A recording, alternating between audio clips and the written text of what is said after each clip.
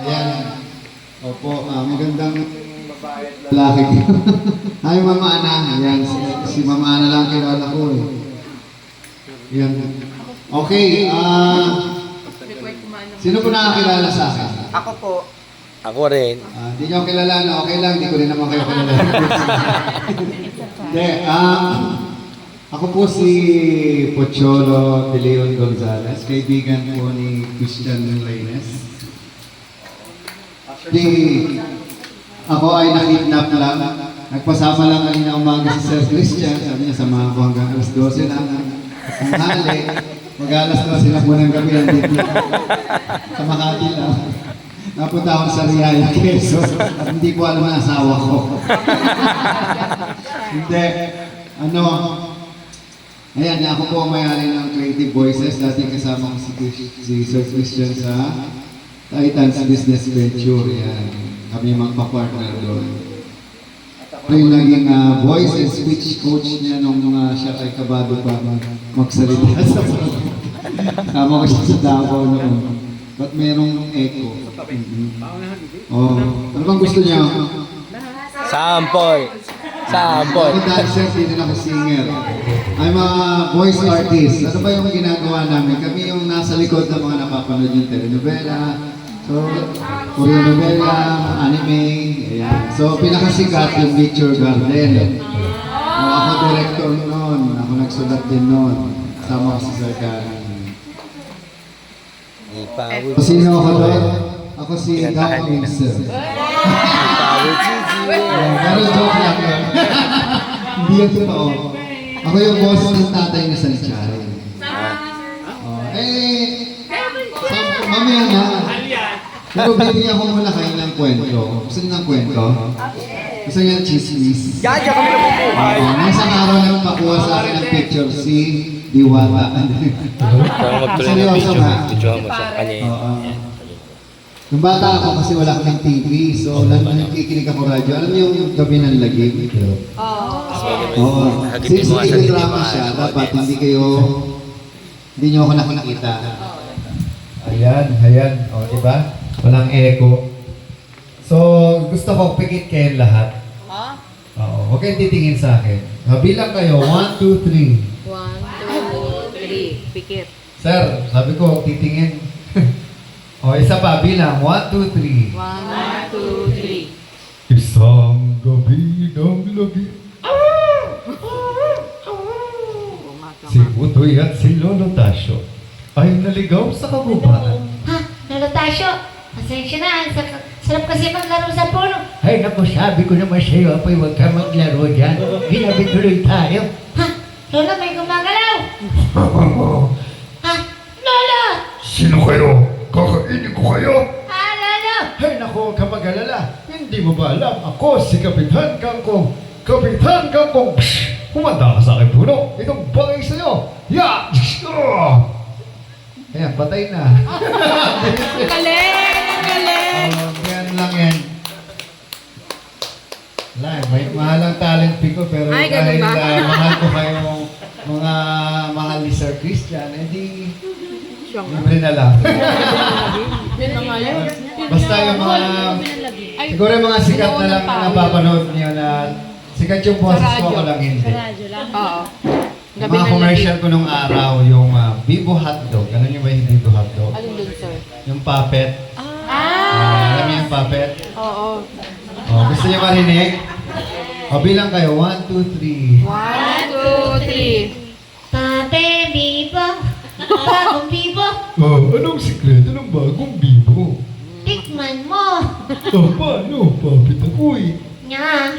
Ang sikreto ng bagong Bibo Queso. Ayan, boses ko yun lahat. Di ikaw na. Hindi, basta maraming mga commercials noon. Ano ba yun, Beat Your Cat? Hindi mahihayin talaga ako sa personal. Hindi lang halata. Sana hindi mo kaya kantahin yung timsong. Ha? Yung timsong ng Wiccan Cafe. Hindi. O basta yung boses ko doon, yung tatay ni Sanjay, yung ganito. Magandang araw sa inyo. Ako nga pala, tatay ni Sanjay. Pero matagal na yun. Almost 20 years na yun. Oo, sir. Oo, ibig sabihin, matanda na. kami. Kasi 20 years old na ako halos nun. 2,000. Oo. Pero yung mga Mga 2009. sikat ngayon na ano, yung mga ginagawa ko, yung pandemic, yung makulay ang buhay. Yan. Napanood nyo ba yan sa Channel 7? Ang Oo, buhay. yan. Ako yung dalawang puppet doon. Kulay ang buhay. Ako si Benji at si Pen. Alam niyo yan? Hindi.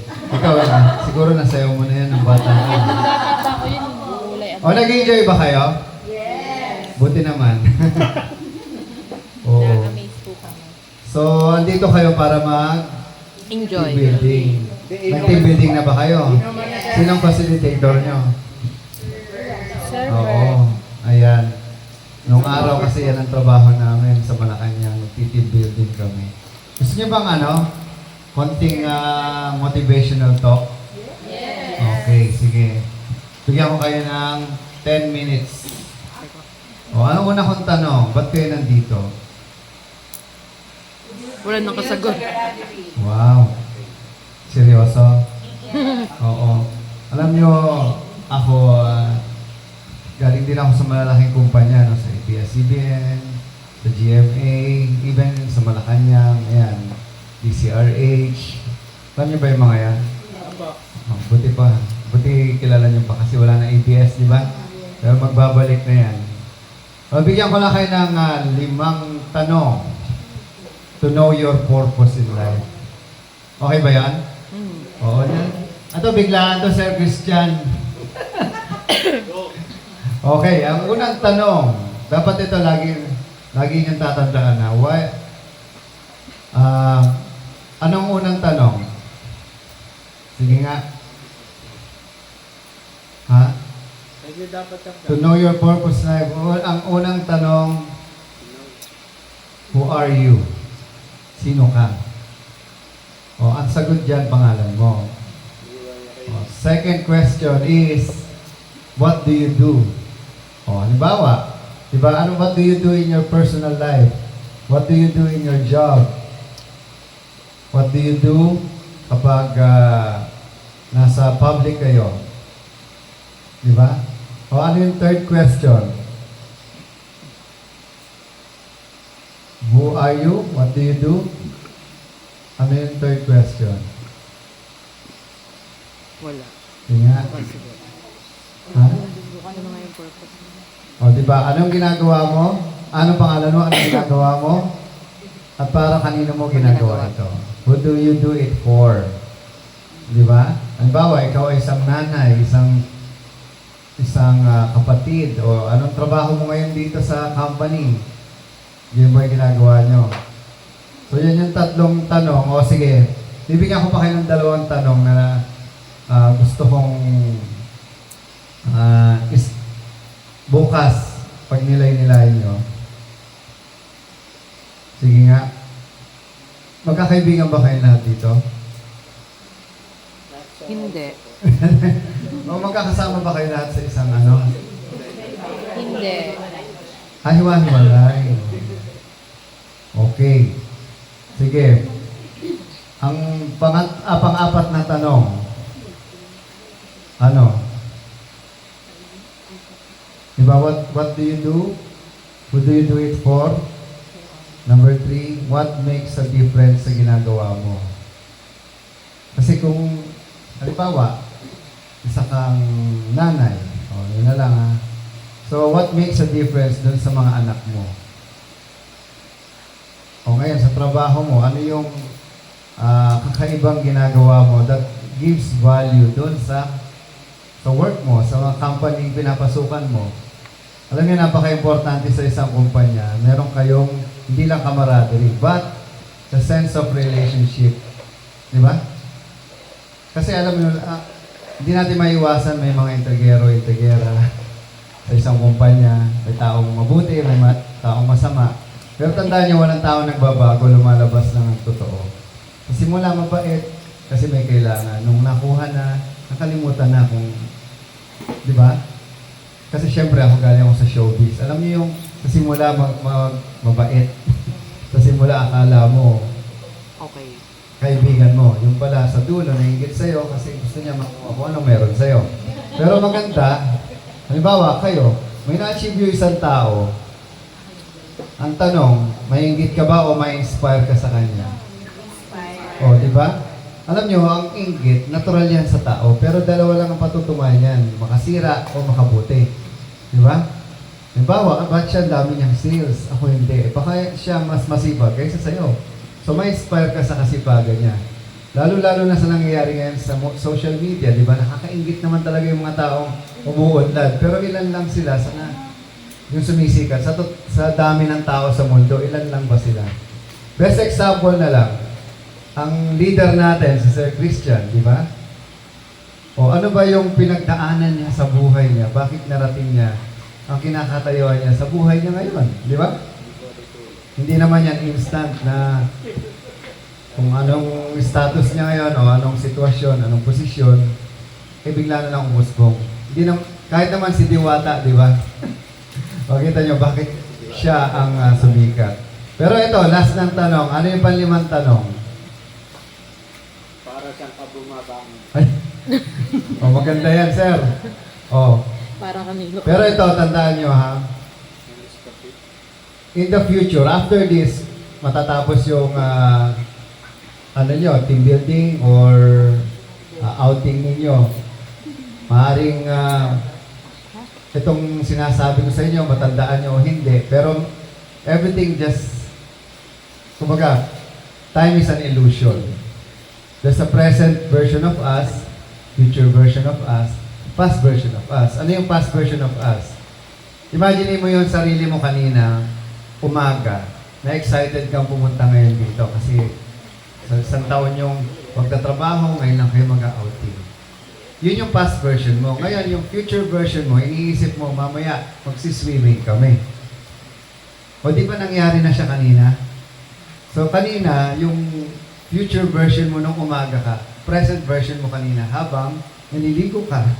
Ngayon, nandito tayo. Hindi nyo naman imagine na magsasalita ako sa harapan ninyo. Ako din.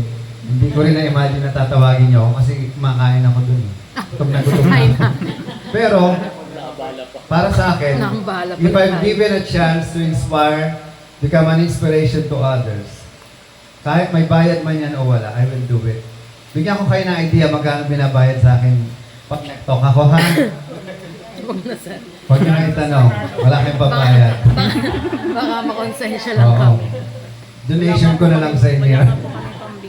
I spoke back-to-back with Francis Kong, Chinkitan, Bo Sanchez. Come to think of it, back-to-back ha. Hindi ako nagbibiro.